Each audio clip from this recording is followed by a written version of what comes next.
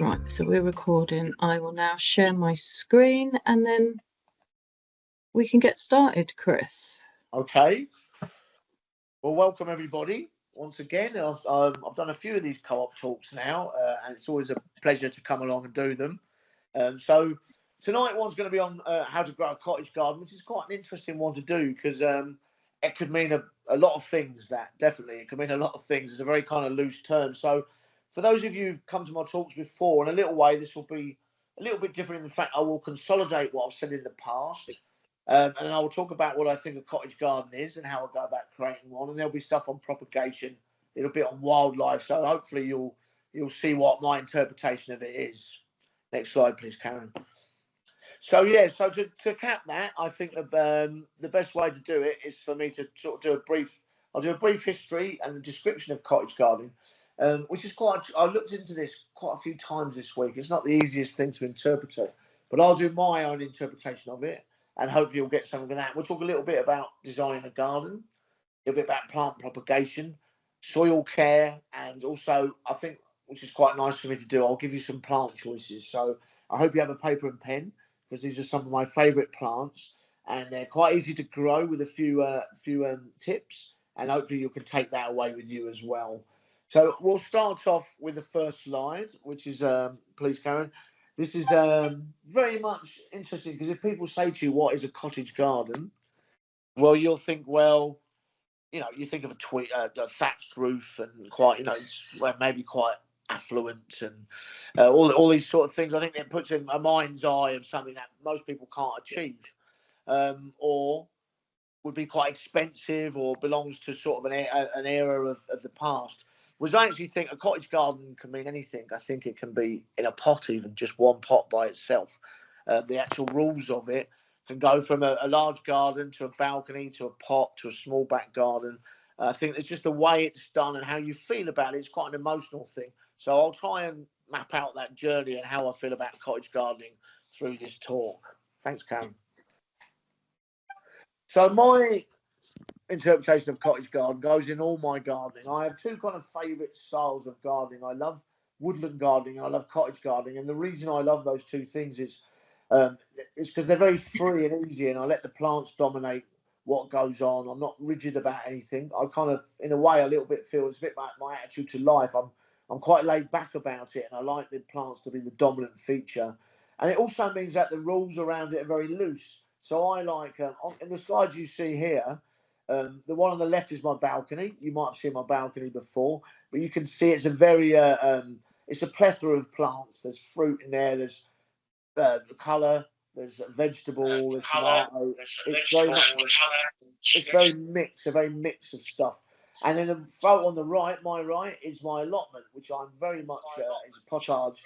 I grow a lot of hardy annuals, a lot of veg, and I tend to mix things together. It's a very loose form of gardening, and so I'll go on to explain what the rules are. They're very much dominated by organic methods, but I am quite easy about my gardening. So cottage gardening itself started probably Elizabethan times onto Victorian times, but I kind of think that it started much earlier than that. I think it started probably when we went over from growing food on our patches in our little bit of land, and then as we got good at that, we then started to introduce ornamentals and flowers and things we wanted to get pleasure from. So the two worlds kind of merged from growing food and being practical and feeding ourselves into the aesthetics, into things we wanted to see, and obviously that's grown over time as our society has developed, I suppose, to put it not too lightly. So I think there's a definite range of things how cottage gardening is important because it came from the very basics of making sure we could eat right into ornamental stuff, and I like to see those two things combined. And my balcony and my allotment are certainly a reflection of like that. I like them to be fused.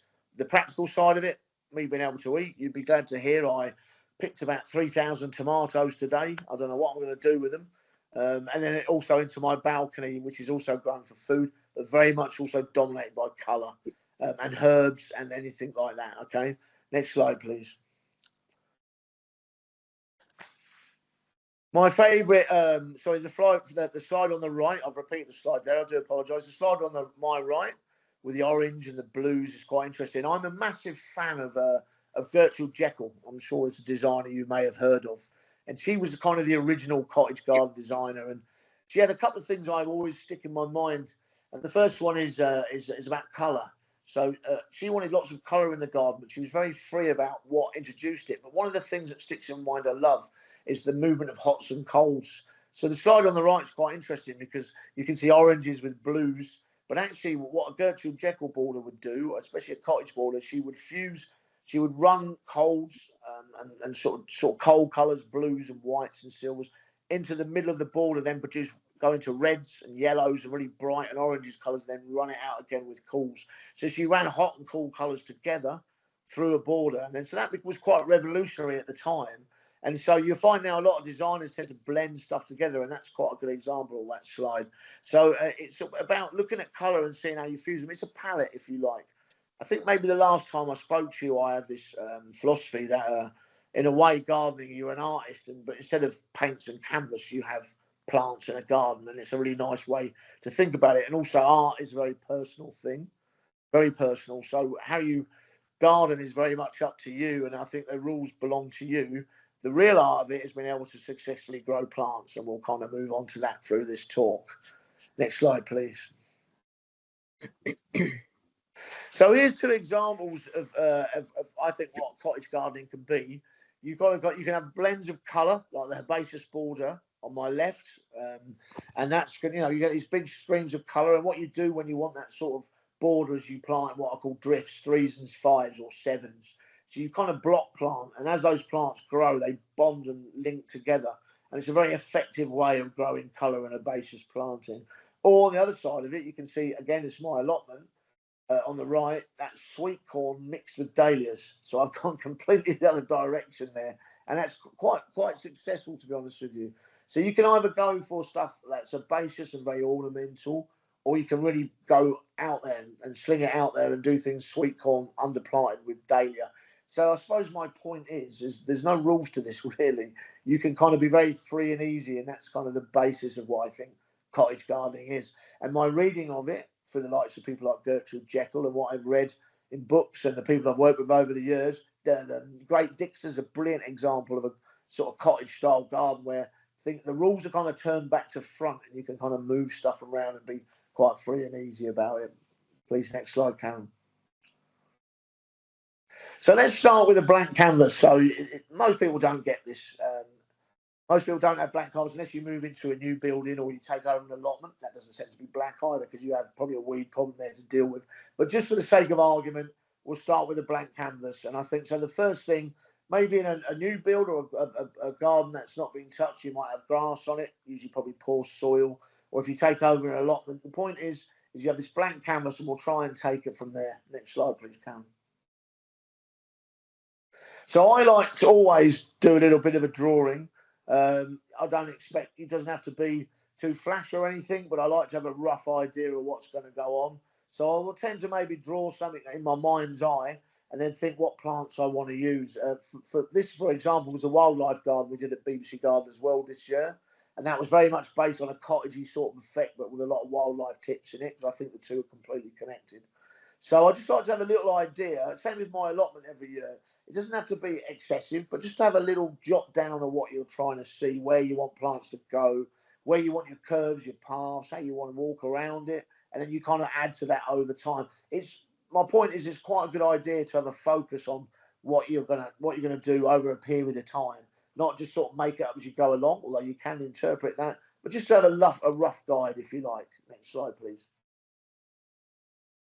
Another good tip as well, and this is definitely a cottage garden thing, I think, is don't buy heavy, don't buy big.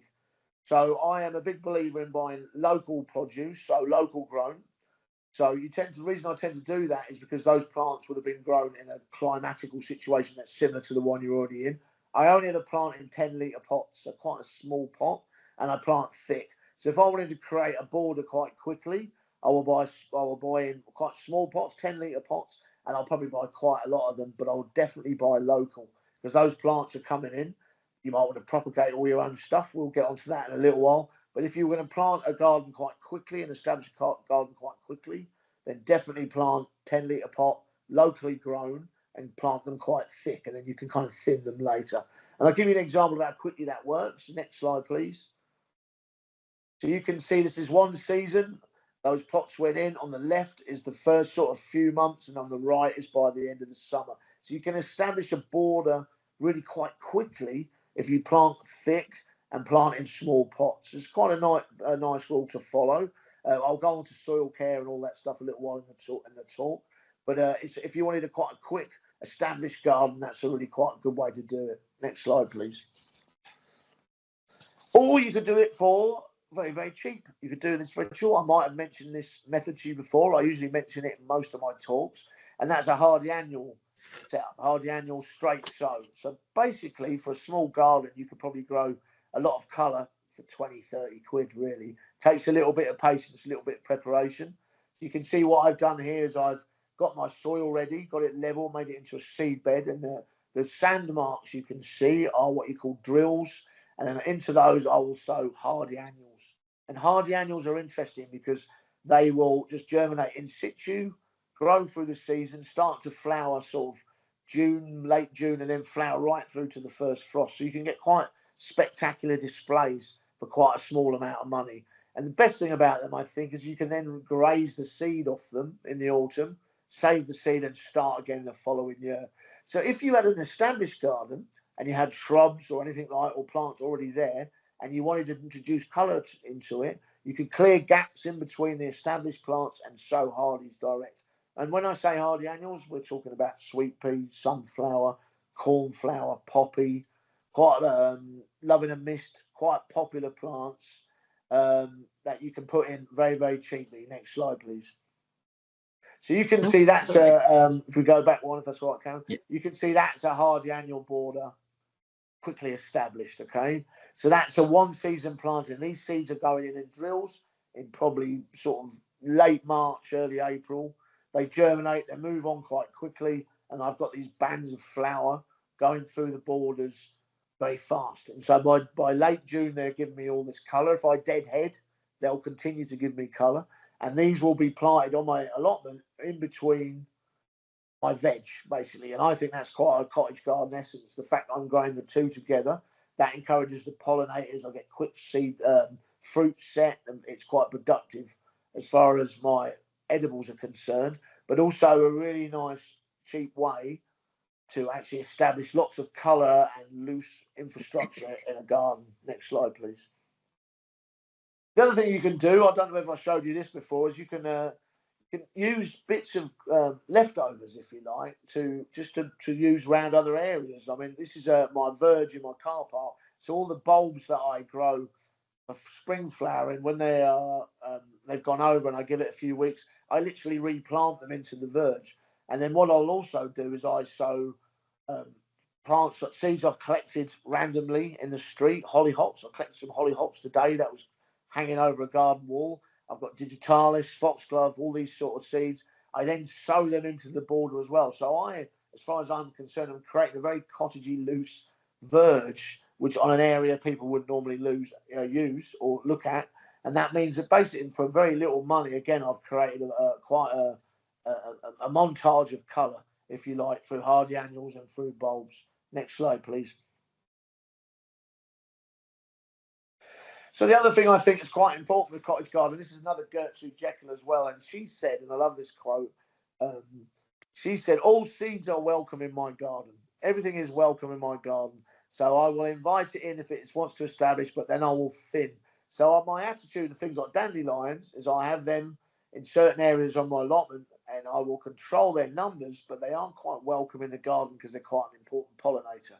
So it's in a little way, you're being quite relaxed about what's going on in the garden at certain times. So her attitude is if I sow some hardy annuals and they come back the following year, that's great. They're all welcome, and you just thin what you don't want and you remove what you don't want according to your own tastes, according to how you want your garden to be free and easy. And I think that's quite a good rule for cottage gardening as well. Next slide, please. So the other thing that's really important, cottage gardening, is the role of what's going on. So we'll talk about this a bit later as well when I go through my plants, is that I like something always to be happening. So you think of each month and you think of what's going to go on. So even little things like green manures, Felicia, which I use over the winter. That flowers in the spring and it gets covered in bees. Laminium, which is on the right, I'll mention these plants again, early spring flowering. And then you try to plan it that something's going on all the way through the 12 months of the year. Can't think of many times where there's not something happening in the gardening I'm doing, because I'm very careful about what plants I choose. So something's contributing at some point. And again, I think that's quite a big lesson for cottage gardening. There's no barren periods. Even through edibles, I will still try. Probably January, February, I struggle a little bit, but most of the time I'm able to graze my edibles. And so that I put a lot of thought into that. And that's maybe a cottage gardening challenge, if you like. Next slide, please. The other thing I think is very important, and maybe talk about this generally with gardening, but certainly a cottage gardening is once you've got it established, it's very much about observation. To me, there's nothing better than looking at the work. This time of year is very interesting. August maybe more so, July, August, because you kind of see all the fruit of your labour, if you like. So it all looks amazing. And so this is what you call a moon window, and these are quite interesting because I think you should always have a focal point in a garden, particularly a cottage garden, and you should be able to sit at some point in that garden and look into that garden and totally switch off from everything else that's happening in the world. To me, this is the essence of it all. So normally we're bothered by phones and work, and it's all people trying to sell us something. There's a lot going on in our quite a frantic modern life. So I think a really key component of a cottage garden, or a garden generally, if you like, is to have an area, a place where you can look onto it and appreciate its worth. And I think that is your payoff for all the seed sowing and hard work you do earlier in the year. This year I was down my allotment at 5:30 in the morning because it's been so dry, pouring water on it to get it all going. And actually the payoff come June, July and August has been immense. It really has. Next slide, please. So let's start with the most crucial point, really, and that's the soil. I don't really think... So you can do as many fancy designs as you like, but or have plans, I suppose. But before you crack into your ideas, you've got to make sure this component is functioning properly, particularly in cottage gardens with edibles and flowers, because both those types of crop are very hungry. They'll absorb a lot of nutrient out of the soil, so you definitely want to make sure that soil's healthy. I always like the fact that a quarter of all life on Earth is in the soil. One handful of soil, not all of it, just a tiny part of it. So it's this huge universe in its own right, but it is very key to the success of your gardening. Next slide, please. So everyone's going to need one of these in a cottage garden. Most fundamental feature in any garden.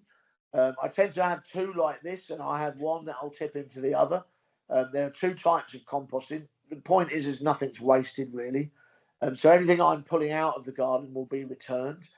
At this time of year, my compost bins tend to get very full because obviously I'm taking out a lot of spent materials. Today I took out a load of old cucumber plants, squash plants are coming out. A lot of the hardy annuals are starting to look spent, so I click the seed off them and they go into the compost bins. Now there's two ways I can operate this compost bin. I can do hot composting, which means I can turn it quite regularly and keep it watered, and that accelerates it, or I can let it go and leave it and let it cold compost, and nature will do the job for it. Either way, what I'm looking for is in the spring, before I start to grow again on a seasonal basis, that's when I'll add my compost. Next slide, please. If you've not got loads of room, and I love this because this is how I do it on the balcony, I literally do the same procedure in a tiny little tub like this, or in a wormery. So it doesn't matter scale. Point is I'm not wasting anything, and that's going back into my compost, and that leads into the success of my growing. Next slide, please. The other thing I can do, and I like this, I mentioned it briefly a minute ago, is I like to green manure. So what will happen now as the season starts to end? Gaps will appear in the garden, especially colourful gaps. Perennials will die down, hardy annuals will finish, veg will finish. So I'm a big believer in green manure. And so what I'm doing here is I'm covering the ground with a green manure. This is mustard, very effective, cheap way to do it. Felicity is another one. You can do it with perennials like clover. So you can do there's a very big variety of what you call green manure. But the point is I'm covering the bare soil and I'm allowing the plant to grow. It stops leaching. It stops the nutrient washing through. It stops erosion. The roots keep the soil aerated, keeps my soil in brand new condition for the following year. So we looked at the slide earlier with nothing in it, with just the soil. That to me is the ultimate nightmare. I want that to be covered. If it's in season, I'll do it with cottage plants and veg. If not, I will use these plants to protect my soil. And you'll get much better results. And what happens in early March, that will be forked into the ground. So it's the best, one of the best organic fertilizers you can use, basically.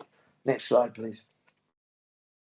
And we won't forget the golden rule of composting, because we've got no shortage of material, but that's just a mix of greens and browns. Okay, so that's a mix of carbons and nitrogens. So the greens are my weeds, my grass clippings, that sort of stuff that's live material, but I have to mix that with browns, which could be chopped up leaves, it could be cardboard, newspaper, these type of materials, and I make sure I try and keep that balance going, which is quite interesting, really. So the stuff I'm getting on my open ground gardening tends to be green, live, and then the stuff I use in my house tends to be brown. I'm inundated with letters and newspaper, etc., and I try to keep that balance going, and that produces the best compost. So my advice to you is always be thinking compost. Never switch off from it, because that's directly connected to the health of your soil. Okay, next slide, please. And also putting some plants that are useful, practical. This is comfrey bocking 14, one of the things that Garden Organic is very famous for. And this is the ultimate organic fertilizer. So you can use the leaves as a compost accelerant. You can use the leaves as one of the best liquid fertilizers. So you can, and you can rot it down and use it as a soil improver. Just mulch with it, top dress with it. And I would say that if you can pick a couple of these plants up for like £8 on the internet, this would be definitely a part of any cottage garden. Because remember, cottage garden is good at looking, but also you want to engage it and have plants that are going to help it be productive. So comfrey bocking 14 is quite important. Next slide, please. And then it comes to mulching, which is one of the most important jobs of a gardener. I see, this is one of the tips I'll give you. I see a lot of people will mulch this time of year in the autumn. I don't agree with that. Unless you're protecting a plant that's tender, maybe like a tree fern or something like that, or maybe an herbaceous perennial, I always mulch in the spring. And the reason is very simple. If you mulch in the autumn, the soil activity is much lower. So the worms slow down, the microbiome activity slows down, and that what happens is the mulch just sits there and the nutrients get washed through. You waste it, basically. If you put it on in March, as the soil warms, all those soil organisms, worms, microactivities, all start to operate, and they pull that goodness into the soil. Okay. When I worked at Coop Botanic Gardens, they were mulching for years on top in the autumn. And what was happening is it was just sitting there, and it changed the pH of the soil. It caused quite a lot of problems. It was quite a big lesson for Q. So my advice is, unless you're shielding the roots of a tender plant, is to mulch in March, when the soil activity will pull all that goodness into the soil. And of course, mulches, they help reduce watering. They're much easier to pull a weed out of a mulch bit of ground. They protect from late frosts. It looks much better, in my opinion. So it kind of does multiple jobs, which is very important. Next slide, please. The other thing I would say about soil, and this certainly applies to cottage gardening, is I don't want to see it, not during the growing season. And I mentioned earlier woodland gardening as well. I think borders need to be full. If a border's full, then that means you're not having to water it every 5 minutes. It's not transpiring. The water's not coming out, being sucked out the ground by the sunshine. The weed seeds can't germinate. They can't see the light, so they stay underground. They stay totally trapped where they are. So by having a very full border, you're doing half a gardener's job for you straight away. So when you aim to plant, I mentioned about the 5 litres, but same if you sow seed or you're planting plugs, don't be shy to pack it. You want to cover that soil up, then it comes self-sustaining through the growing season. Next slide, please. And of course, seeds is my favourite way to grow anything. I'm going to plug a little bit of the Heritage Seed Library now. Look how beautiful those seeds are on the left there. Runner bean, Heritage Seed runner bean. I grow these for one reason. When I grow in amongst my plants, my veg, the reason is very simple. Is the taste of a Heritage Seed Library plant is just so much better than you'll buy in a garden centre, which mostly tend to be F1 hybrids. The other bonus, as well as them tasting better, is you can graze them in the end of the autumn, dry them out, store them, and use them the following year. So actually, this year, I will tell you, ladies and gentlemen, I have just made the most incredible pumpkin pasta sauce. It was outrageously good. I had this big glut of pumpkins, be good year for pumpkins, little tiny pumpkins. But the seed I got was from the guys on the allotment that have been there for 40 years. So they've passed this pumpkin seed down all this time. So they gave something to me. So it doesn't even have a name. I should call it the Winchmore Hill pumpkin because it's just incredible. So I think that when you're choosing what seed to grow, I would definitely look into heritage. I would chat to people you know. Maybe avoid, though they're good to grow. I grow them myself. The F1s, but an F1 is a hybrid seed, and that will give you one season, very uniform, very effective.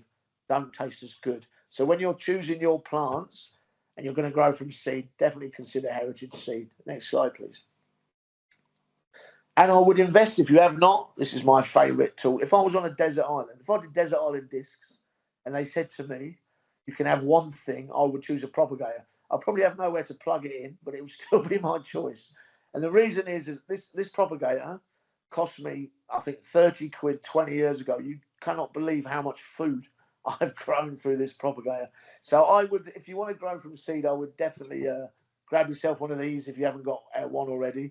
The good thing about them when they're heated is what they do is they speed up germination, so I can get a lot of seed on the go very quickly in the springtime. So if I've got that empty ground and I've planned a cottage garden, I'm looking how to fill it. I want to make sure I've got a nice productive line going and I've got lots of seeds growing. Next slide, please. And of course, the slide on the left, that's my front room in April. So I really get going, okay, and I prick out as well. I'm going to say a little bit about compost because this is quite important. This is Melrose. I'm not being paid by them, I promise you. Melcourt, sorry. This is the best peat-free seed compost you'll buy, okay? It's just so effective. And you can see by the first slide, on the slide on the left, that I can produce through the propagator, heritage seed, decent peat-free compost. I can get this very quick. I can start producing. So I think come May, I might have up to 600 seed baby plants in my front room. And then as my hardening off process begins, I can start to fill my plots and my balcony. Next slide, please. Pricking out is quite important to me. I don't know if it's something a lot of people sell sow now. I do that with certain plants. But I always like the idea of pricking out. When I say pricking out, I like to sow quite thick and then I like to move my seedlings. I do it very delicately. I only hold them by the cotyledon. I use a dibber to get underneath. But then I move them into the cell. And some people ask me, why would you go to all that trouble? Well, the reason is simple, and I just think you get a much stronger plant. And things like tomatoes, they tend to get a bit leggy if you're growing them in your front room or in low light situations. I can then plant that tomato seed deep down into the soil. I can literally plant it up to its leaves, so I get a much stockier plant later. So for most plants, I do this all my salad crops. I do it certainly with my half hardy annuals, my bedding plants. I like to move the plant. So I'll start my stuff quite early, grow it, let it germinate in the propagators, then move it into cells afterwards. The only exception I'll have to this is probably I don't like doing it with any legume, beans, runner beans, because they don't like their roots interfered with. Courgette, squash, I'll grow them separately. I'll grow them direct sow, but into maybe ribbed pots. But most things I like to prick out because I just think you get a better plant. Next slide, please.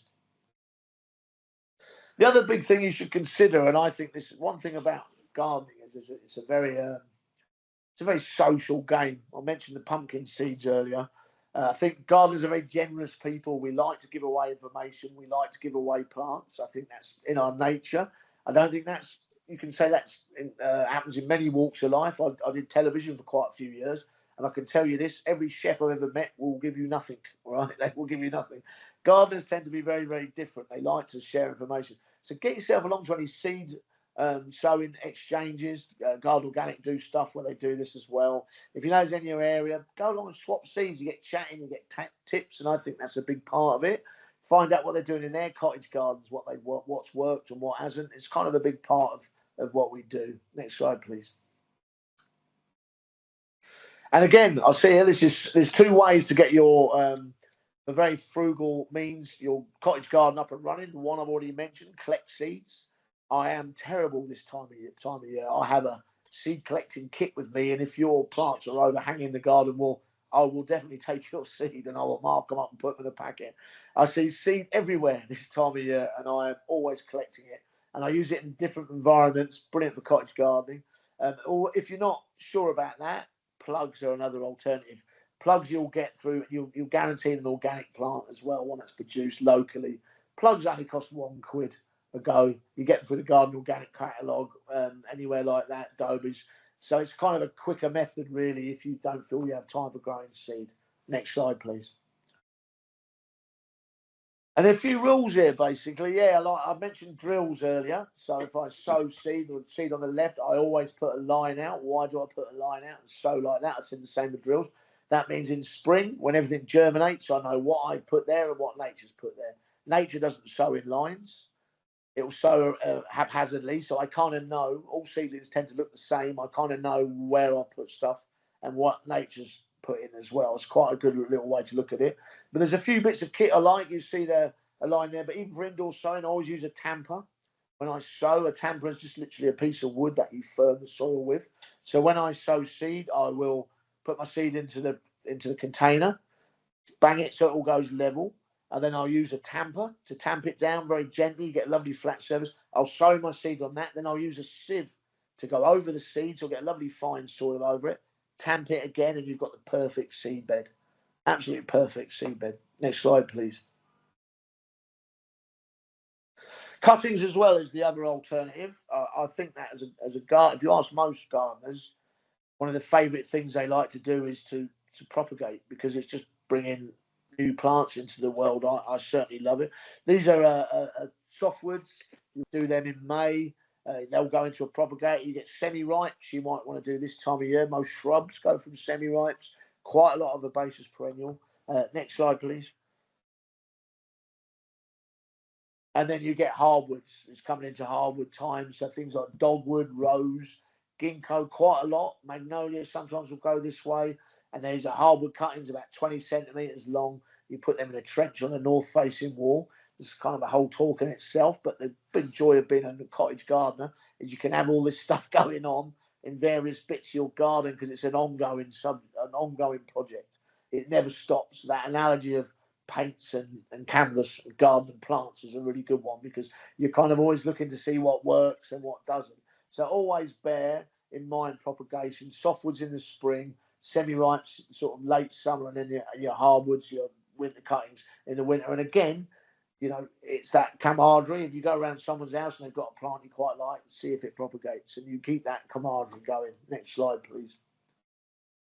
And the biggest one for me, the most effective one, is herbaceous just division. So easy to do. Most herbaceous perennials, which is some of my favourite plants, certainly the hard as nails, easy to establish. One thing they do suffer from as they start to grow is as time goes by, is they will hollow out a bit in the middle.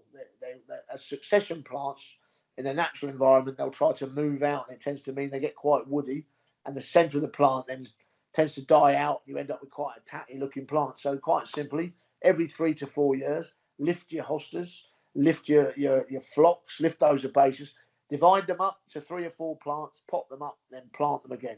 Give away the 2 or 3 plants spare you've got, because that means someone will give you theirs, but that will keep your herbaceous perennial really solid and fresh. Otherwise, they just start to tire. You know, a bit like people, if they've been there, we've been around too long, need to keep revigorated. Same with herbaceous perennials. Lift them every 3 or 4 years, divide them, propagate them, and then put them back. You'll keep nice, strong plants that way. Next slide, please.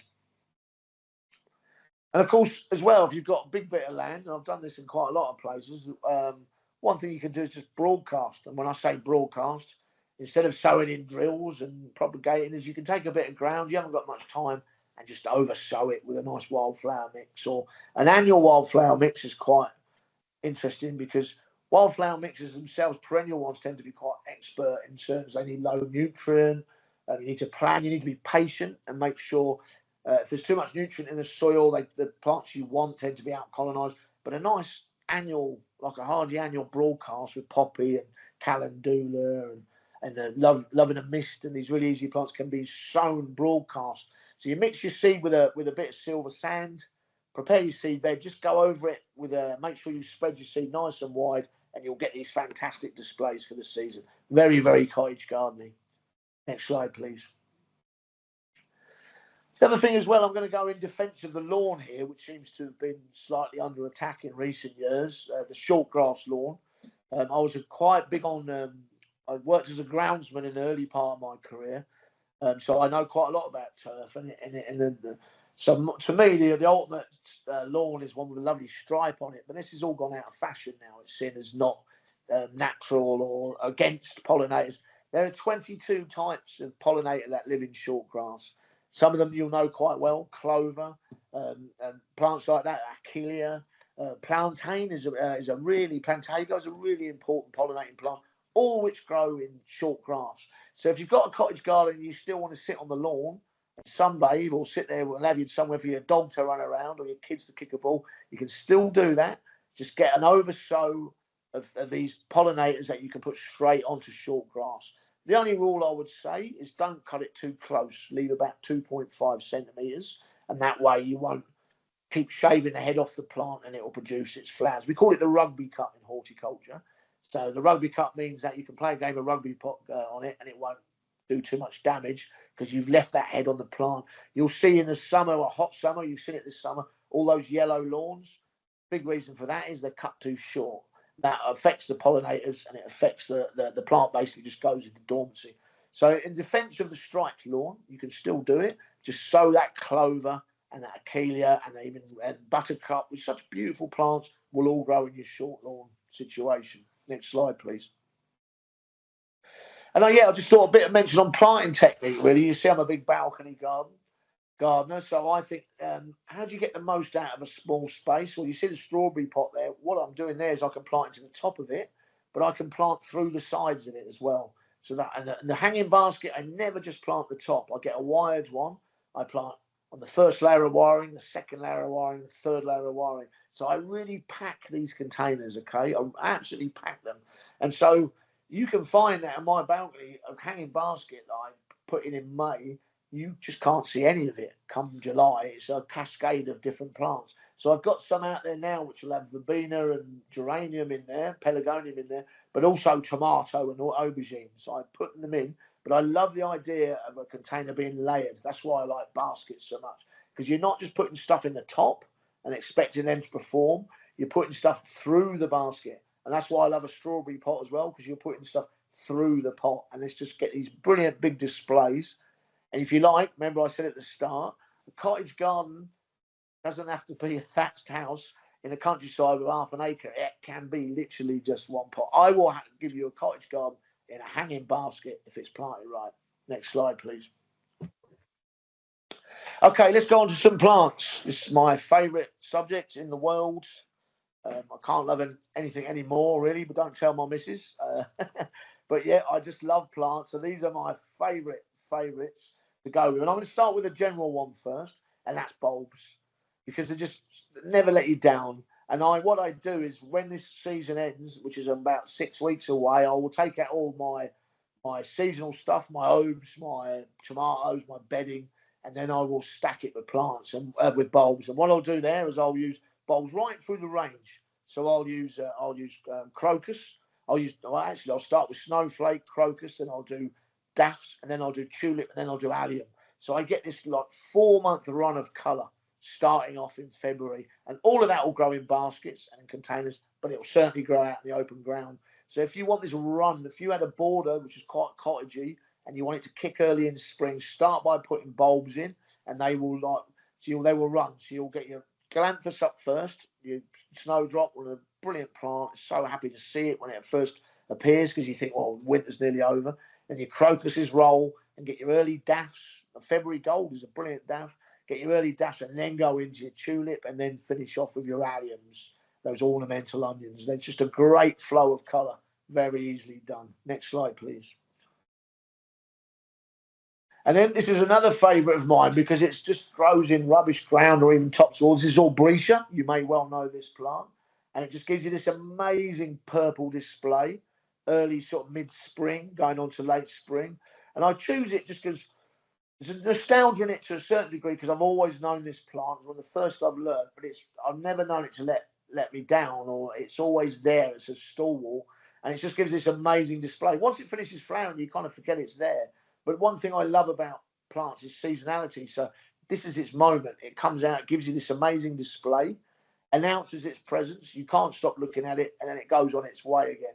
In a world where we're just getting everything when we feel like it, strawberries in December and anything we want materially, I love the idea of plants being there for a moment and then moving on. I just love that. I love that idea. Next slide, please. Of course, I can't not mention lavender. I don't think any cottage garden would be complete without lavender. Again, actually, with the Albrecia, they quite like free draining soil. So when you plant them, I would mix some hawk grit or sand through the planting pit. Make sure it drains okay. But I like lavender as an edging plant, so I would probably edge that on a cottage border. Quite a low one, a little English lavender, quite a low one, and just let it grow and let it contain that border. Next slide, please. The great hollyhock. I love this plant. I know that doesn't look too ornamental, but it makes a point. As I walk down my allotment, as we know, we live in a world that's atrocious for fly tipping these days, certainly in London. And there's this place where everyone fly tips into it, and then every year these hollyhocks descend through it and put on this amazing display of colour. And every year I collect seed off them, and every year I sow that seed into all the gardens I garden, and I sow them into my own garden. And it's just this lovely sort of expression of beauty out of ugliness, if you like, and how the plant tends to win the game. And I don't think any cottage garden is complete without a hollyhock. I just think they are a stalwart of the game. Next slide, please.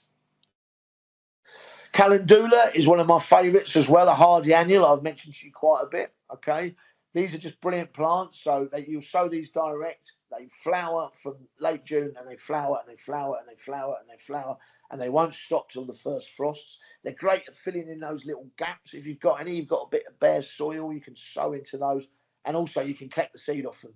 Okay, so very tough. Complete one of those plants that just gives and gives and gives and gives. The English marigold or calendula. Next slide, please. Well, there's no cottage garden complete without dahlias. I'm sure you'd agree with that. Very easy as well. Don't like heavy soil, so make sure they're in nice loamy soil. Maybe fill your planting pit with compost, a bit of silver sand, something that makes it drain okay. But this one, it's called Perfection. It's been growing on my balcony. It's been flowering since probably mid-July. It gets so top heavy, I have to cut the flower off, and then I'll use it as an indoor cut flower. It's just they're amazing plants. The symmetry on them is incredible. Very addictive. There's so many kinds. You'll grow 1, 2, 3, and then you'll want to grow more. They just really pull you in, dahlias. And in a little way, I suppose. I mean, I'm taking a bit off the rose here, which I'm going to mention in a minute, but they are sort of plant royalty, I think. Definitely cottage garden plant royalty. Next slide, please. And I love little characters like this. This is Little Wooden Enemy, but I love plants that can escape. Okay, this is from my time at Westminster Abbey, and it's growing under a big plane tree, a big drifter that was under a plane tree. And I just love it when they jump the wall. And I think that's a real big, important part of cottage gardening. If you're growing hardy annuals or plants, let them propagate, let them flow through the plot, through the situation. If you don't want them there, thin them. It's no big deal. But I love the idea of that independence of plants and then finding their own way into the plot and doing their thing. And I think that is a very beautiful plant. And this is at Westminster Abbey in this huge long border next to the private school there. And it's there's no plants in it, but it's just growing away very, very nicely. I just love that. Next slide, please.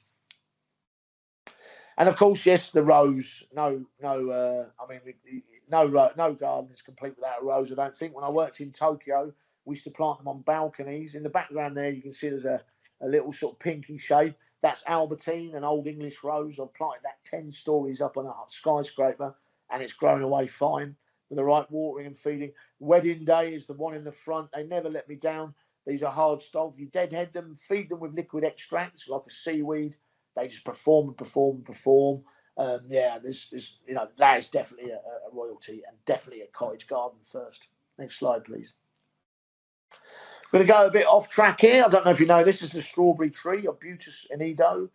I put this in here because it's a shrub, but it is a winter interest. Okay, so it will have flower and these amazing fruits on it all through the winter. It's the only ericaceous heather family, the only ericaceous plant that will grow in any soil. But I just love this these fruits, and also the flowers are, the bees go mad for them in the off season. So for pollinators, when there's not much pollen around, this plant is absolutely amazing. Strawberry tree arbutus. Next slide, please. This is a little bit off cuff as well. I love this plant. This is a plant, excuse the Latin, fasciola bicula, but this is a bromeliad. And if you know a little about plants, bromeliad are South American tropical plants. Normally, they grow in the tropics. I was in Costa Rica last year. You go to a forest, the trees are covered in them. But this one is growing in Edinburgh. So it's a tropical plant that tolerates temperate. And I just got these bright red centres with like a pink sort of centre. They're just amazing plants. These have become more available in recent years. I never saw them anywhere else for years, but the growers have cottoned onto them. And that will take low frost. Won't take a clay soil. Don't try and plant it in clay. Again, if you've got soil that's heavy, mix in some compost and some silver sand. But the front of the border, that's a showstopper. So a cottage garden plant, maybe not, but maybe in the future, maybe so. Next slide, please. I'm going to go for a tree now. This is an Acer, a Chinese Acer called Acer Grisium. But I like, it's an easy tree to grow. It's got a thin crown on it, so you can plant underneath it and the light gets through it. But it's got this amazing exfoliating bark, this mottled bark. It's very, very beautiful. You know, like a plane tree is a beautiful tree, but it gets to 200 feet tall, so not very practical for a back garden. But this gets that, the plane tree has that amazing exfoliating bark. You see it in the winter. This is a kind of alternative to that. Chinese little tree called Acer Grisium, with this really beautiful mottled bark, stunning plant, and it also has amazing autumn colour as well. Next slide, please. And then I'm going to go, we're getting to the end now, Nerine oleander, which is a bulb, and this flowers, this has got very popular in recent years, so you may have seen it. It's an autumn flowering bulb, it'll be flowering very soon, and it's a lily, remember the lily family, very easy to grow again, it's South African, so it won't like heavy soils, it prefers a lighter soil, as most gardens are anyway, lighter soils, unless you, and if not, you've got to put your compost in. But it has these amazing pink flowers in the autumn. It's a real sort of woof. So not all bulbs are spring related. This is a great plant. I recommend it highly. Next slide, please. And yes, this is one of my personal favourites. This is Matiola, or night scented stock. I absolutely love this plant because the scent that comes off it is incredible. Absolute must in any cottage garden. You buy a packet of seeds, night scented stock seeds, you'll get about 400 seeds in that packet for like £2. Last year, quite a few seasons. You sow them, they're very dusty, small seeds. You sow them, prick them out, get them in a pot or in the front of the border, and the scent in the evening. When you're sitting outside on your bench with a glass of wine, you'll thank me if you put this plant in, because it's, if you're not growing it already, it is absolutely supreme plant. Not only has it got the scent, it's got these beautiful colours as well. Absolute must in a cottage garden. Next slide, please. Yeah, and this is a little bit more practical. It's edible, so I grow what I call a salad bar. I might have mentioned this before in a talk to the co-op. So I like a perpetual source of food. I love a salad. I love a sandwich with some salad in it. So I dense sow salad crops quite often. That could be chard, lettuce, salad come again, spring onion, all those sort of salady crops. And I sow them very thick in a pot. I do this in open ground as well in the allotment. And I graze it. So I sow them as microgreens. I sow them nice and thick, and I graze and I re-sow. And I can pretty much 10 months of the year perpetually get fresh organic salad into my kitchen. And if you think about this, you'll pay £1.50 for a packet of freeze-dried salad leaves, hardly any in it, who've probably been grown under lights in Holland somewhere. God knows what they've been sprayed with. So for the same price, a packet of seed you can be growing without any excuses. Nice fresh salad, organic, and that is a must for a cottage garden. Next slide, please. And then I'm going to go for a bit of a woodland plant. I mentioned Acer Grisium earlier. This is a trillium, another bulb. Originates from North America. It's a prairie plant in the right sort of very loamy conditions. This is just such a beautiful. There's quite a few cultivars now as well. But remember the name trillium. It's beautiful for under a tree, partial shade, woodlandy sort of setup. Every cottage garden should have a shady bit with a tree like a grisium in it. This is great. Plant this in drifts underneath. Very, very beautiful April, May. Next slide, please. I can't finish without an iris. I can't include iris. Iris reticulata. Very early flowering iris. Early March, February, kind of almost people wintry in some ways. but little clumps of these dotted around the border. Just when you've had enough of the grey skies of winter, this little chap will pop its head up and it will give you a big, big smile. I promise. Very easy to grow as well. Next slide, please. Lamium maculata, or the dead nettle. Very early flower again.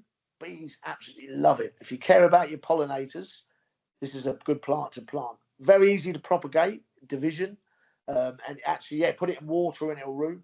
But it is absolutely covered in bees early spring. But what I also like about it is you can use it as an edge to a border.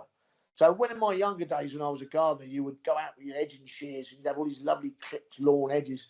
I'm not so much of a believer in that. I want my lawn then to melt into my border. So lamium just is that fuse between the border and the grass, okay, the lawn and the grass. It's just a cracking plant. Absolutely beautiful to look at, but the bees love it and a brilliant edger. Next slide, please. I think this might be my last plant, and you'll all know this. This is chives. This is quite an amazing plant. I've actually got it on a site at the moment where it's growing through the paving, and I've tried to get rid of it quite a lot, and it just keeps coming back. So this is a really tough plant. Good for the kitchen. Absolutely adored by the pollinators. Okay, absolutely adored. Few clumps of that behind your lamium, and you're just that little tear up. Very, very beautiful. Next slide, please. I'm going to finish with a bit of winter, I think, a bit of winter colour. The dogwoods, we mentioned them before, your hardwood cuttings, 20 centimetres long, put in a north face trench, bury it 2/3. But when it gets going, it looks like this. So just when, I just don't know why we don't use this as a hedging plant. In fact, that'd be my recommendation. Why not put it down one side of the garden as a hedge? It just gets this beautiful, these are 3 or 4 varieties here. They're just stunning in the winter. Just real pick-me-ups. They really are. Just when that just, you can't ignore them. They are just so beautiful.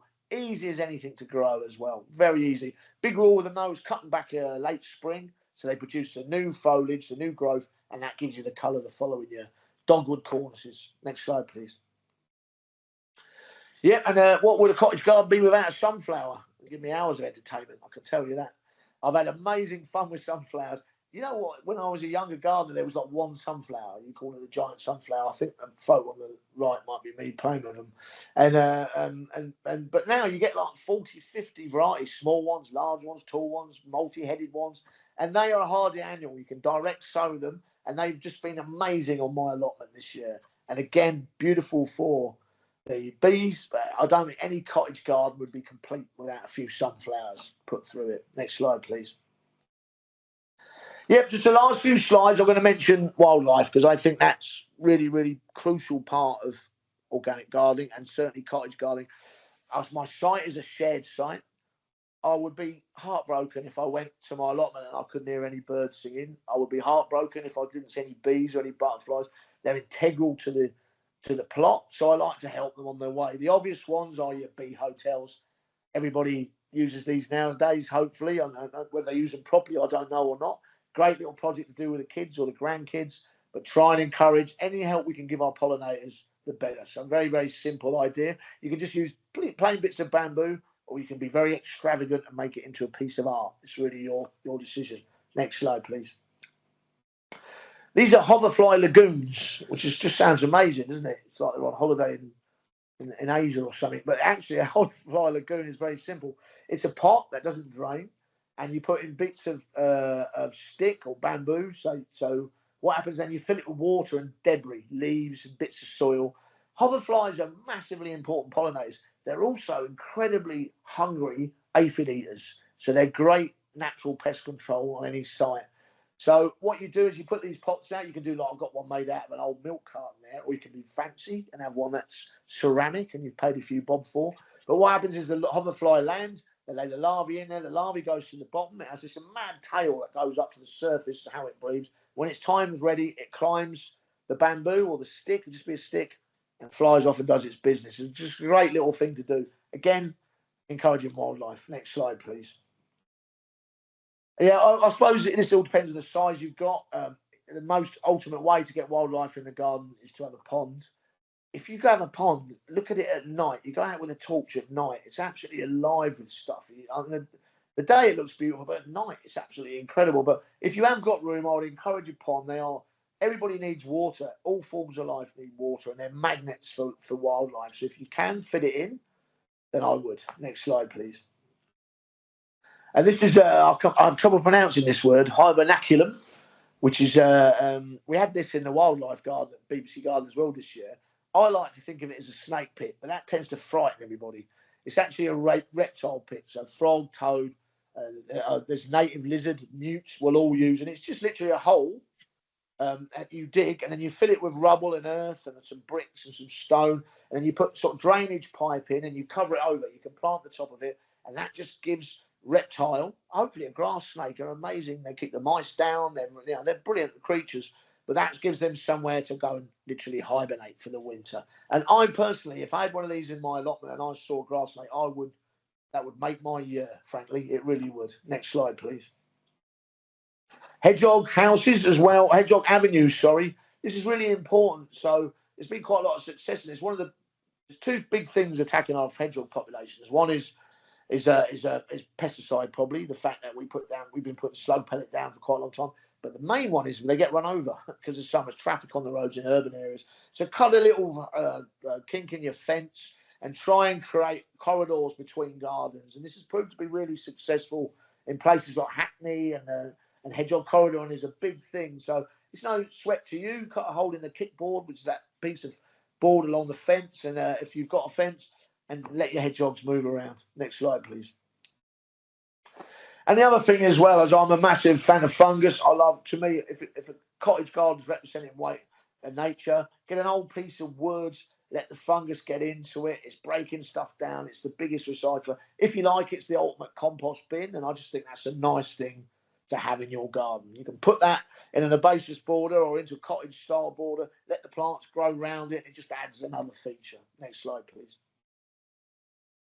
Yeah, I think this is my last one. I will recommend to you that you buy one of these stick-on bird feeders because they're just incredible things. I think they're about 12 quid. And I've got one here in my front room. I've got one in the office. And all day long, I'm visited by birds. It's just incredible. And the office is about a foot away from my head. So it's a bit bad because I don't get much work done because you end up just getting transfixed by all this bird life. You never get bored of it. So I just think that, like I said to you a minute ago, a garden without birdsong isn't a garden, period. I like the slide on my left because that's me and a great tit watching the sunset together.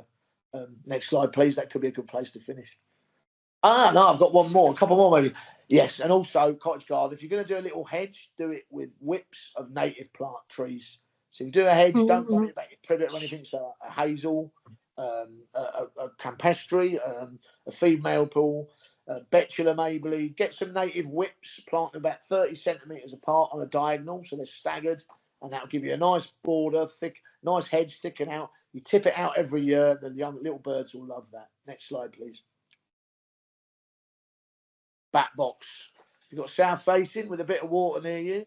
I get bats here, only for about 2 months they turn up every year, and you see them at dusk, and they're amazing things. But again, they're very, very important pest control. Keep the daddy long-legged populations down and the midge population down, and they're amazing creatures. And I love the fact they're dusky. They're night people, night animals, and I just like that adds another dimension to it. But one of these is the reason you put a back box in is if the slats to get into it are too wide, then what happens is the birds just nest in it. But I think the slats are about 20 mil, 2 centimeters wide, and they can go in and hang.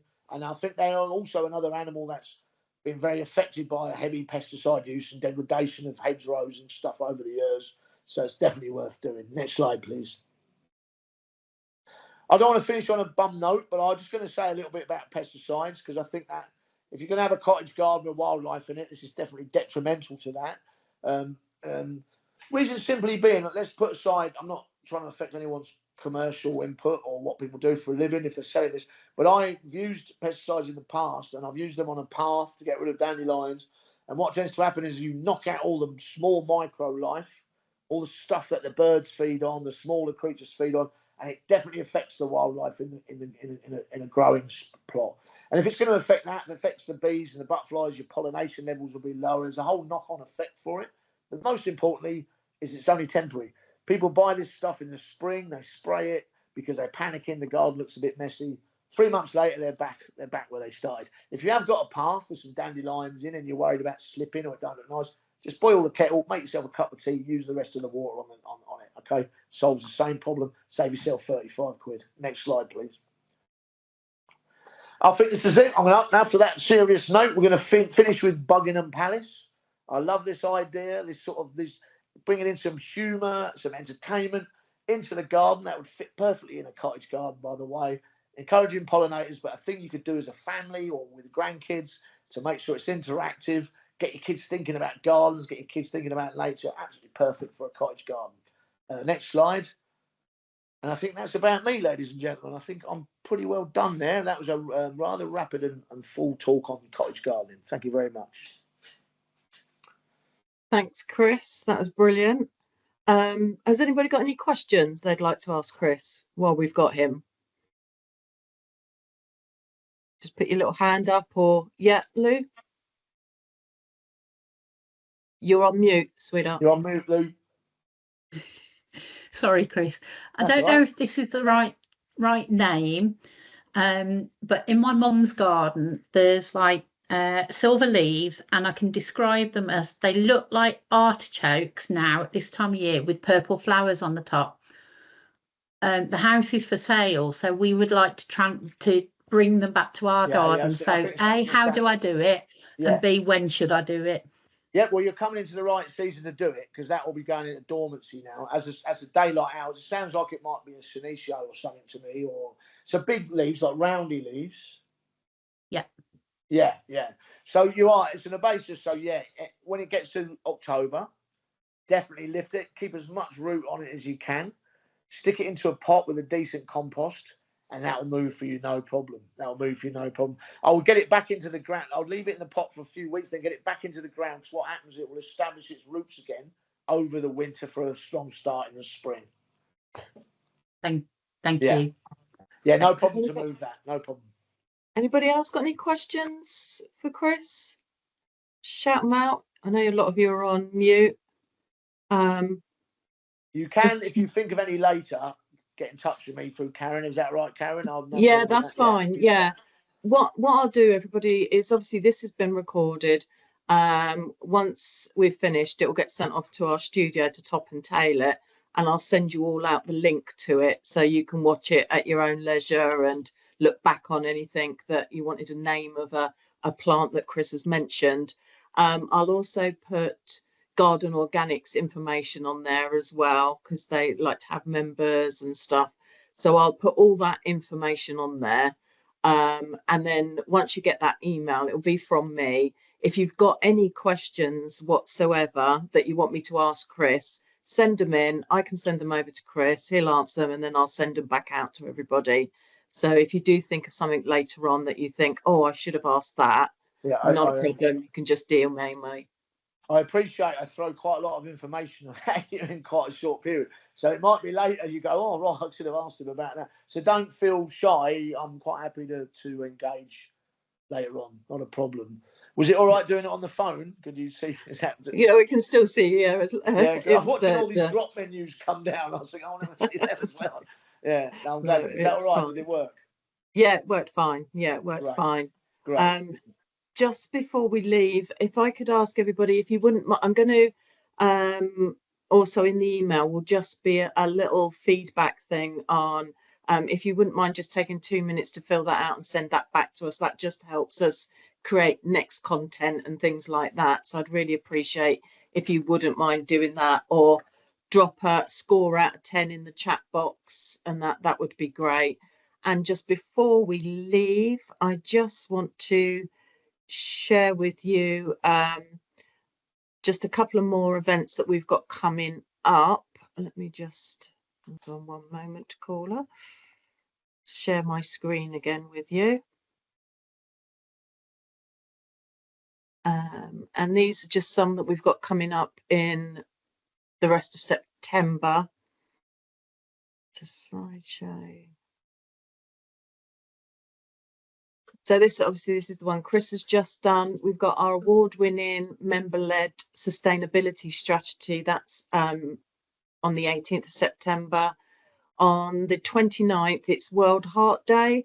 So we're also doing another online one that shows you how to use a community defibrillator and why they're important. And then we've just got a couple of in-store events in Swindon and Bicton Heath. But each month we'll have different events on our website. So please do go and check it out and see what's coming up. But it's also in our newsletters. So I'd just like to thank everybody for taking the time to join us this evening. And Chris, thanks again. Brilliant presentation. My pleasure. So much information. Thanks for people coming along. It means a lot to me. I appreciate it. No, it's really great. And you can just hear your enthusiasm in that. So it's just, we all know you love your gardening, and it comes across. It was great. You'll be all Thank you so much. Thank you ever so much, right, Chris. cheers, and thanks everyone. everybody else. Have a good evening. See you Take later. care. Bye-bye. Bye-bye. Bye.